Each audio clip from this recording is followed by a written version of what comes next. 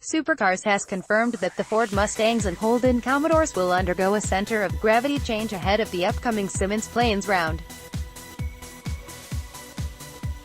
Teams were told earlier this week that the Fords and Holdens were likely to be subject to a center of gravity change in the form of a mandated roofline ballast. An alteration to the ballast requirements for those two models has now been confirmed by the series, with swift approval by the Supercars Commission, meaning revised ballast figures will be in place in time for next week's Symmons Plains round. Details of the new ballast rules, including specific weights and location, have not been disclosed. Autosport understands the original figures given to teams were 30 kilograms for the Mustang and 6 kilograms for the Commodore, but sources indicated those numbers were likely to shift before being finalized. The changes do not affect the Nissan Altima. A statement from Supercars said all models from each manufacturer will be given the same ballast requirement, making it a technical parity ruling rather than a bid to provide sporting parity. Supercars does not pursue sporting parity, which seeks the equalization of the abilities of participating drivers and/or teams, read the statement.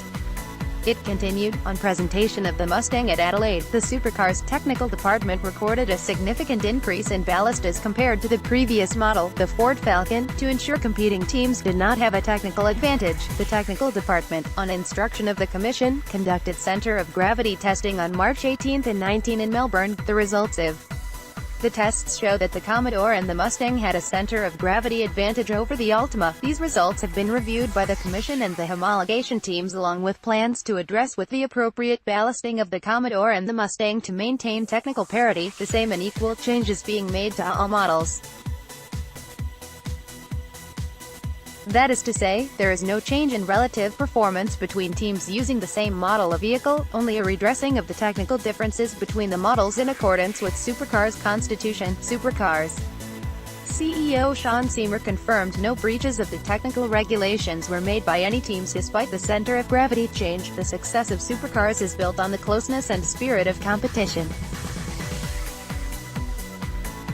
Like the ZB before it, the Mustang has advanced build techniques and technology, he said. All three homologate vehicles have been built within the rules. The Supercars Championship is underpinned by technical parity. That is, the sport seeks to minimize any technical differences between models of vehicle in the spirit of equitable competition. I compliment the manufacturers, homologating teams and the Commission for their positive approach to supporting technical parity across all models. DJR Team Penske has already been forced to make changes with its Mustang, removing an unusually heavy exhaust before the Albert Park round. The Mustang has won all 6 races so far this season, with Penske's Scott McLaughlin claiming 5 and Tickford driver Chaz Mostert securing the other. Share this article on Facebook, Twitter, LinkedIn, email.